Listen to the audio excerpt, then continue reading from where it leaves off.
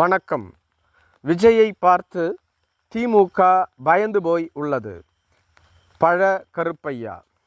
விஜய் அவர்கள் தமிழக வெற்றிக் கழகம் என்ற அரசியல் கட்சியை உருவாக்கியதிலிருந்து யார் பயம் கொள்ளுகிறார்களோ இல்லையோ திமுக மிகுந்த பயம் கொண்டுள்ளது. எனவேதான் விஜய் அவர்களை தொடர்ந்து சீண்டி வருகிறார்கள். விஜய் ஒரு அரசியல் கட்சியை தொடங்கினார். அந்த கட்சி முழுமையாக தங்களது கொள்கைகளை அறிவிக்கவில்லை. மாநாட்டை நடத்துவதற்கே போராடி கொண்டிருக்கிறது. இதற்கு அனைத்திற்கும் காரணம் திமுக அரசுதான். அவர் எப்பொழுது கட்சியை தொடங்கினாரோ அப்பொழுதிலிருந்து சமூக வலைதளத்திலும் மற்ற பக்கத்திலும் விஜயை பற்றி கடுமையாக சாடுபவர்களில் முன்னணியில் இருப்பவர்கள் திமுக காரர்களே. இதற்கு காரணம் அவர்கள் விஜயை கண்டு பயப்படுவதே முக்கியம் என்று சொல்லப்படுகிறது. குறிப்பாக விஜய் அவர்கள் மதுரையில் மாநாடு நடத்த திட்டமிட்டிருந்தார். மதுரையில் அவருக்கு மாநாடு நடத்த இடம் தரப்படவில்லை. அதற்கு அடுத்ததாக திருச்சியில் மாநாடு நடத்த பல்வேறு இடங்களை தேர்வு செய்தார். எந்த இடத்திலும் மாநாடு நடத்த அவர்கள் அனுமதி தர மறுத்துவிட்டார்கள். அதன் பின்பு விக்கிரவாண்டிக்கு வந்தார். விக்கிரவாண்டியிலும் தொடர்ந்து பல்வேறு விதமான நெருக்கடிகளை திமுக அரசு கொடுத்து வருகிறது.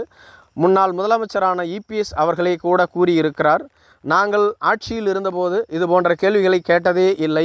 இது அனைத்தும் விந்தையாக உள்ளது. விஜயை பார்த்து அவர்கள் பயம் கொள்ளுகிறார்களோ என்னவோ தெரியவில்லை என்றும் கூறியிருந்தார்.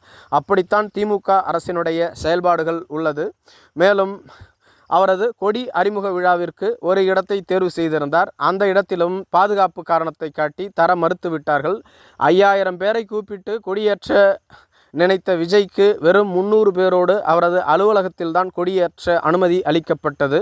இவ்வாறு விஜய் அவர்களை தொடர்ந்து திமுக அரசு பழிவாங்கி வருகிறது. ஆனால் விஜய் அவர்கள் இவற்றை அனைத்தையும் முறியடித்து சாதனையாளராக மாறுவார். மிக விரைவில் அவரது தமிழக வெற்றிக் கழகத்தை மிகப்பெரிய கட்சியாக தமிழகத்தில் வளர்ப்பார். விஜய் அவர்களுக்கு ஆலோசனை கூறுவதற்கு தகுந்த ஆள் இல்லை. அவர் பழுத்த அல்லது அனுபவம் வாய்ந்த அரசியல்வாதிகளை அருகில் வைத்து கொண்டால் அவருக்கும் நல்லது, மற்றவர்களுக்கும் நல்லது. ஆனால் அவர் அதை செய்ய மறுக்கின்றார். வெறும் ரசிகர் மன்ற நிர்வாகிகளை மட்டும் வைத்து கொண்டு ஒரு அரசியல் கட்சியை வெற்றிகரமாக நடத்த முடியாது. அது தம்பி விஜய் அவர்களுக்கு இப்பொழுது தெரியாது, பிறகு தெரிய வரும். நாங்கள் அனைவரும் அதற்காகத்தான் உள்ளோம். என்னை எப்பொழுது அணுகினாலும் விஜய் அவர்களுக்கு ஆலோசனை கூற தயாராகவே உள்ளேன். அரசியலில் அனுபவம் கொண்டவர்கள் ஒருவர் புதியதாக கட்சி தொடங்கும் பொழுது அரசியலில் அனுபவம் கொண்டவர்கள் அருகில் இருப்பது தான் நல்லது. எம்ஜிஆர் அவர்கள் ஒரு கட்சியை தொடங்கினார்.